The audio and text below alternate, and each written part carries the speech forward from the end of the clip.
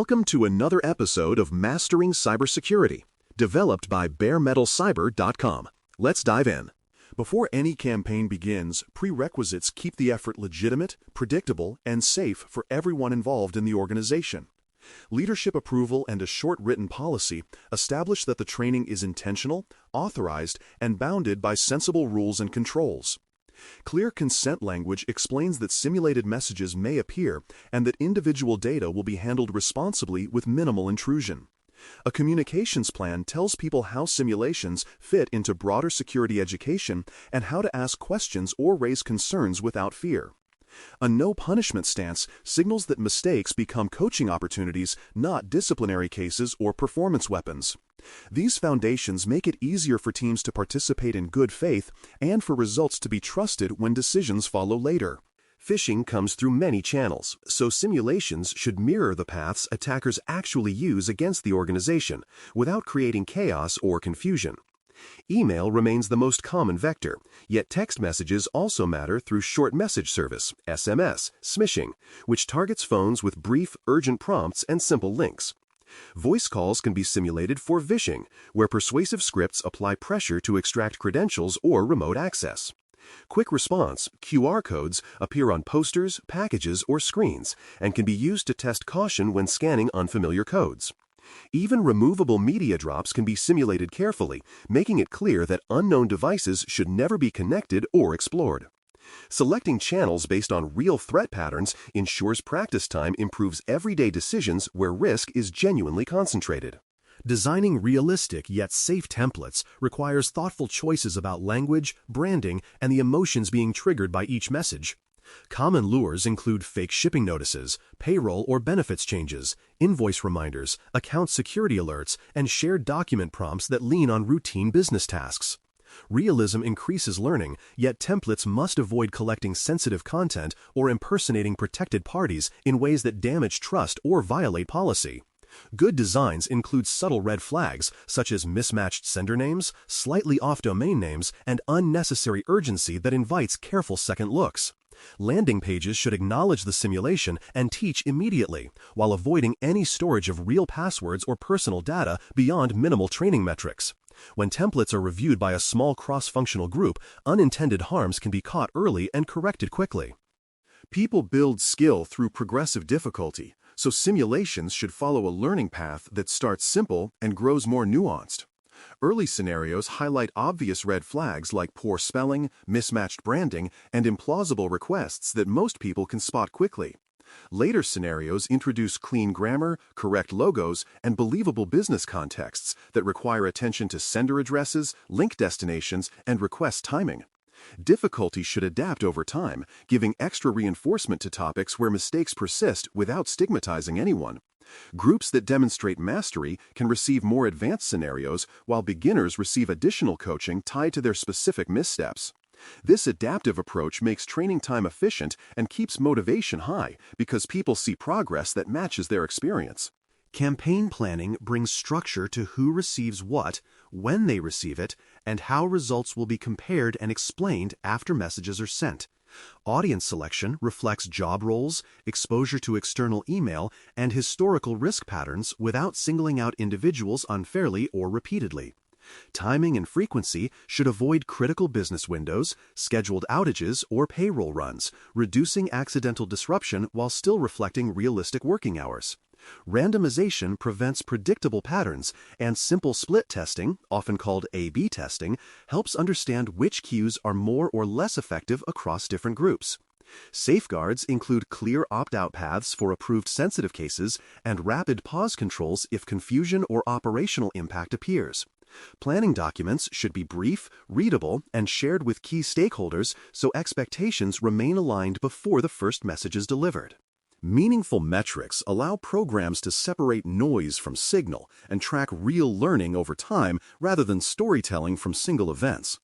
Click rate shows how many people followed a link, while credential submission rate shows how many continued further into risky behavior that should be stopped earlier. Report rate measures helpful action when people identify suspicious messages and send them to the proper channel, and time to report indicates how quickly detection signals reach defenders. Watching repeat clickers helps target supportive coaching, while tracking false positive reports helps tune education so caution does not become unproductive fear. Trends against a baseline tell a more honest story than one-month spike or dip, particularly when campaigns vary by difficulty. When metrics are interpreted together, programs can highlight where behavior is improving and where specific skills still need reinforcement. Just-in-time coaching turns a mistake into immediate learning that sticks better than a generic classroom reminder delivered weeks later. A gentle landing page can explain the red flags that were present in the message and show how a quick pause could have prevented the click. Short micro-lessons that take under a minute can demonstrate how to check link destinations, verify sender addresses, or ask for a second opinion before proceeding. Positive reinforcement matters, so people who report correctly should receive an encouraging confirmation that affirms the right habit without fanfare. Follow-up nudges can be personalized by topic, providing one targeted tip rather than overwhelming people with long reading assignments. When the tone stays respectful and practical, people accept feedback readily and apply it during the very next message they evaluate. Different roles have different risks, so simulation should consider sensitivity, accessibility, and fairness when designing scenarios and assigning audiences.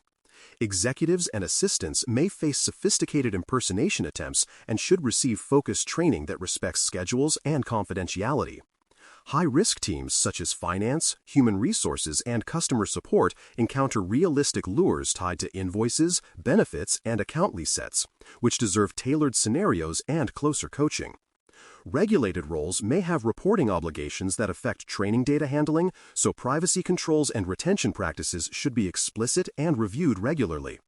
Accessibility matters across language, reading level, and assistive formats, ensuring everyone can understand messages and feedback without unnecessary barriers. When inclusion is taken seriously, the program strengthens the whole organization instead of concentrating gains among already confident groups. Results become useful when they are presented clearly and connected to real business outcomes that leaders recognize and value. Dashboards should tell a story in plain English, explaining what changed, by how much, and why that change likely happened across the measured period. Baseline comparisons show whether trends reflect learning rather than differences in scenario difficulty, which keeps interpretations honest and actionable. Translating metrics into business risk includes estimating how faster reporting accelerates containment and reduces the chance of costly incidents. Highlighting specific improvements, such as reduced credential submissions in finance after targeted coaching, helps sustain leadership support and budget stability. When reports are readable and fair, leaders champion the program, and teams remain engaged because they see progress that makes daily work safer. Phishing simulations are most powerful when their signals feed back into the broader defense system, creating a continuous improvement loop across people, process, and technology. User reports should integrate with the Security Information and Event Management platform or equivalent intake, so analysts can triage quickly and tune detections. Insights from common lures can adjust secure email gateway filtering and quarantine thresholds, improving protection without stifling normal communication. Playbooks for incident response should reference training artifacts, showing how to verify suspicious messages, contain exposure, and document timelines consistently. Policy and procedure updates can reflect patterns seen in simulations, aligning approved verification steps with what people are practicing every month. When simulation data enriches detection rules and response guides, the organization shortens exposure windows and lowers overall risk with evidence to support the story. Respectful, realistic, and continuous simulations build strong recognition skills and calm decision-making that hold up under pressure. By defining clear goals, laying solid foundations, and matching channels to real threats, programs earn trust and deliver durable learning without unnecessary disruption. Realistic templates, adaptive difficulty, and just-in-time coaching convert isolated mistakes into practical knowledge that changes future behavior. Careful metrics and accessible reporting translate training signals into trends that matter for business conversations and resourcing. Integrations with triage workflows, detection tools, and response playbooks connect human vigilance to technical defenses in one reinforcing loop. With steady measurement and thoughtful coaching, organizations grow habits that recognize deception quickly and keep valuable information and operations materially safer. Thanks for listening. For more audio courses, daily newsletters, and more, please visit baremetalcyber.com.